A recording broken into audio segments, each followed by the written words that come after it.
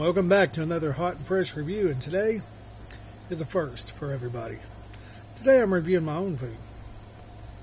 So sit back, relax, and watch how real good tacos are made.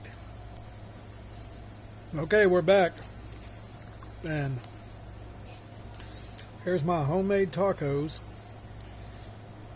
Fried tacos, and what I do, as you can see right here, is I take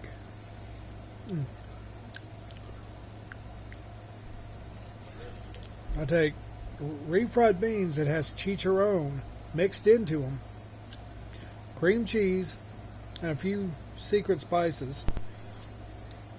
Put them in the bowl, mix them up, and then put them on the tortilla and fry them while they're in the tortilla. And that's something no one else does.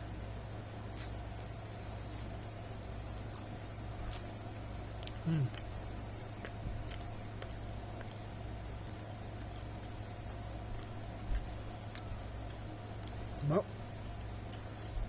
I gotta give this, and I can't even be biased, even though it's mine.